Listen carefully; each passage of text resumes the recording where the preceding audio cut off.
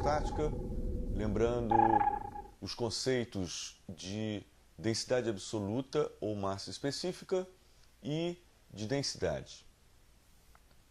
Densidade absoluta ou massa específica refere-se à densidade de uma determinada substância. É a relação entre a massa dessa substância e o seu volume total.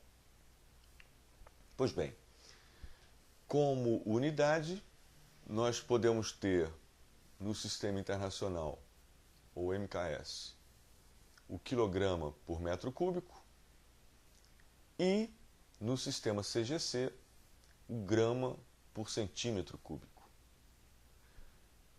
Observem a conversão entre as duas unidades, isso é importante para a gente. Densidade. Veja bem, a densidade, e aí a gente já viu isso inclusive na química, a densidade também é massa sobre volume. Só que na massa específica ou na densidade absoluta, nós consideramos a massa sobre o volume todo da substância, ou só da substância. No caso da densidade, nós vamos falar sobre a relação entre a massa e o volume total do corpo. Isso quer dizer que se nós tivermos um corpo oco, a gente vai ter que considerar essa parte oca dele, né? E vamos ter que tirar isso para calcular a massa específica e considerar isso na densidade simples. Ok?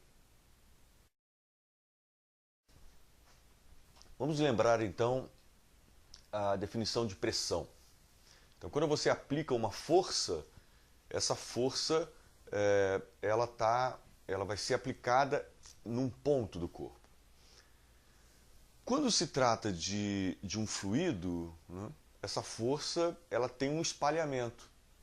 E aí, o que nós temos? Pressão é a relação entre a força e a área de aplicação dessa força.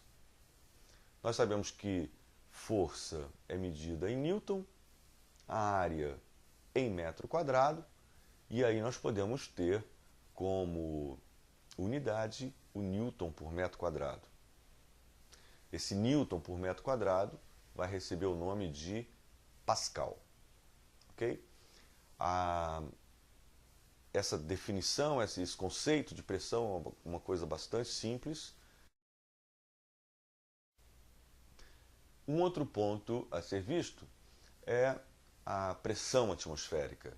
A gente já sabe que pressão atmosférica é a pressão exercida pela atmosfera sobre a superfície da Terra. E, claro, sobre tudo aquilo que está na superfície da Terra. Além disso, nós temos algumas situações que a gente pode pensar. Por exemplo, você tem um prédio onde a caixa d'água é lá em cima, lá no último andar, e a gente sabe muito bem que os apartamentos que estão no primeiro andar têm uma pressão na água, né, muito grande.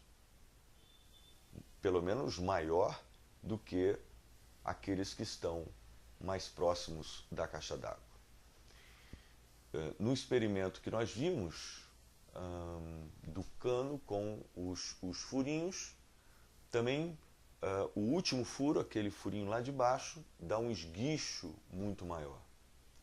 Então, eu acho que é meio intuitivo essa questão de que a altura da coluna de água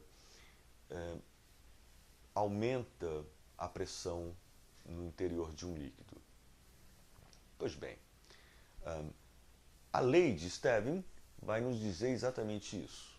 A pressão no interior do líquido é diretamente proporcional à densidade absoluta diretamente proporcional à aceleração da gravidade e diretamente proporcional à altura de coluna, altura da coluna do líquido. Ok? Então, P igual a μgh. Quando a gente quer calcular a pressão exercida sobre um mergulhador, nós temos que levar em consideração não só a pressão do líquido, mas também a pressão atmosférica. Não vamos esquecer disso, ok? A pressão atmosférica é igual, ou aproximadamente igual, a 1,01 vezes 10 a quinta Pascal. Esse valor é igual a uma atmosfera. Tá bem? Não vamos esquecer disso. Certo? A partir daí, nós já podemos falar do princípio de Pascal. O princípio de Pascal, que é usado, por exemplo, nas prensas hidráulicas, e a prensa hidráulica, que tem como exemplo o freio dos carros e aqueles elevadores de oficina, e a gente, enfim. Uma pressão externa aplicada a um fluido dentro de um recipiente se transmite sem diminuição a todo o fluido e às paredes do recipiente.